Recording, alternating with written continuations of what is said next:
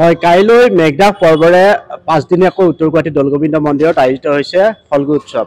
আৰু কাইলৈ সন্ধিয়াৰ ভাগত নৈৰ পাৰলৈ প্ৰভুক লৈ গৈ স্নান আদি কৰোৱাই বৈদিক প্ৰক্ৰিয়াৰে মেঘদাহ পৰ্ব আৰম্ভ হ'ব। আৰু ইতিমধ্যে দৌলগোবিন্দ মন্দিৰত মই দেখুৱাইছোঁ এনেধৰণে প্ৰস্তুতি তুংগত উঠিছে। আৰু নিশাৰ ভাগতো কাম কৰিব যাতে এই গোটেইসমূহ পেণ্ডেল সম্পূৰ্ণ হৈ উঠে।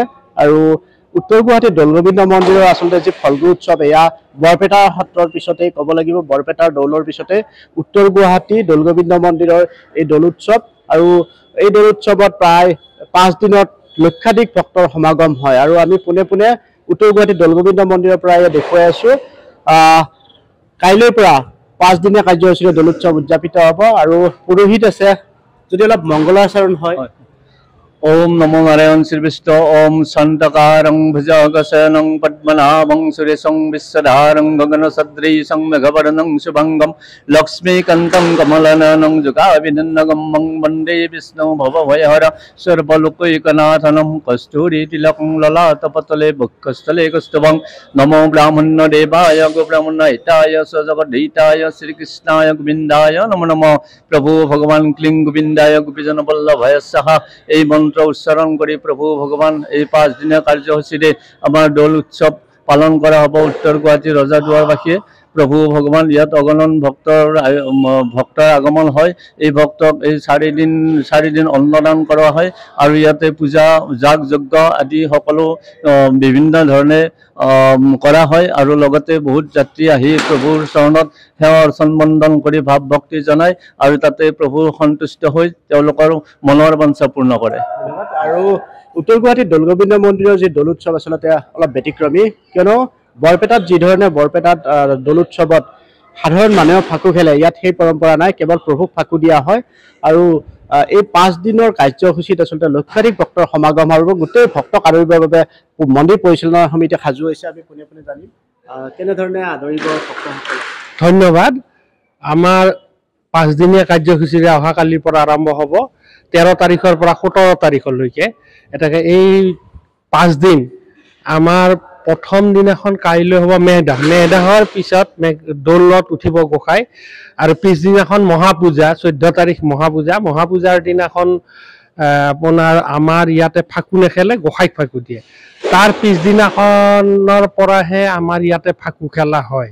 আৰু শেষৰ দিনাখন নগৰ পৰিভ্ৰমণেৰে এই কাৰ্যসূচীৰ জৱনিকা পৰিব। আৰু এই গোটেইকেইদিনেই মানে মহাপূজাৰ পৰা আৰম্ভ কৰি 14 তাৰিখৰ পৰা বিভিন্ন সাংস্কৃতিক কাৰ্যসূচীৰে এইবাৰ পালন কৰিবৰ কাৰণে আমি মনস্থ কৰিছোঁ। এইবাৰ আমি বিশেষ আকৰ্ষণ যে যোৰহাটৰ পৰা এটা ভাওনা দল আহি উপস্থিত হ'ব। আমি ইতিমধ্যে যোগাযোগ কৰিছোঁ। সেইদিনাখন 16 তাৰিখে আমাৰ ভাওনাৰ প্ৰদৰ্শন হ'ব। অতি চমৎকৃত ভাওনা বুলিয়েই মানে কৈছে তেখেত যোৰহাটৰ যোনটো ভাওনা, এটাকে সেই ভাওনাৰে এইবাৰ ব্যতিক্ৰমী ৰূপত আমি কৰাব ভাবিছোঁ। আৰু অন্নৰ ব্যৱস্থা আমি 14 তাৰিখৰ পৰা 17 তাৰিখলৈকে অন্নৰ ব্যৱস্থা আছে।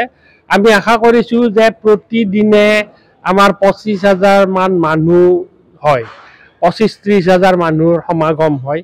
বিভিন্ন নাম আছে, 4 দিন 3 দিন নাম আছে, 2 খেলকৈ নাম আছে। দিনে ৰাতি এটা উৎসৱমুখৰ পৰিৱেশৰ হয়। সেইদিনাখনৰ মানে অহাকালিৰ পৰা আৰম্ভ হ'ব এই ফাকুৱা। এটাকে সমূহ ৰাইজৰ উপস্থিতি তথা সহায় সহযোগিতা আমি কামনা কৰিম। ধন্যবাদ। আৰু দৌলগোবিন্দ মন্দিৰ এই যি কাৰ্যক্ৰম, এই কাৰ্যক্ৰমত আচলতে যিসকল ভক্ত আহিব, প্ৰায় দৈনিক কোৱা মতে 20,000 পৰা 25,000 ভক্তৰ সমাগম হ'ব। গতিকে এইসকল ভক্তক চাহ জলপানৰ লগতে দুপৰীয়াৰ ভোজনৰো ব্যৱস্থা কৰিছে দৌলগোবিন্দ মন্দিৰ পৰিচালনা সমিতিয়ে। আৰু লগতে আন যি ব্যৱস্থাসমূহ সকলো কৰিছে। সাংস্কৃতিক ক্ষেত্ৰতো বিশেষ ধৰণৰ অনুষ্ঠান থাকিব। গতিকে মই উত্তৰ গুৱাহাটী দৌলগোবিন্দ মন্দিৰৰ পৰা এয়া পোনে পোনে দেখুৱাই আছোঁ। দৌলগোবিন্দ মন্দিৰৰ 5 দিনীয়া দৌল উৎসৱ কাইলৈৰ পৰা আৰম্ভ হ'ব। আৰু মেঘদাহ পৰ্বৰে প্ৰভুক মণিকূটৰ পৰা লৈ যোৱা হ'ব এক ধৰ্মীয় পৰম্পৰাৰে। আৰু লৈ গৈ উত্তৰ গুৱাহাটীৰ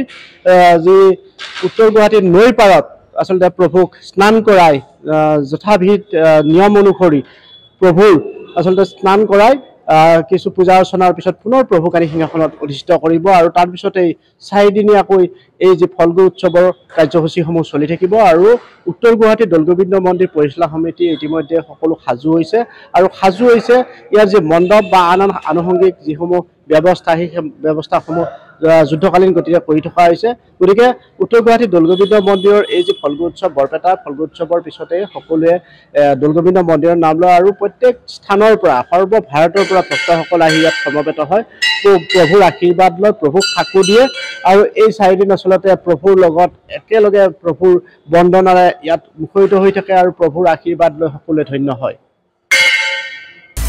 আপুনি বিচৰা বাতৰি পাব কেৱল নিউজ 18 এপত নিউজ 18 এপ ডাউনলোড কৰিবলৈ স্ক্যান কৰক এই QR কোড গুগল প্লে ষ্টৰতো পাব এই নিউজ 18 এপ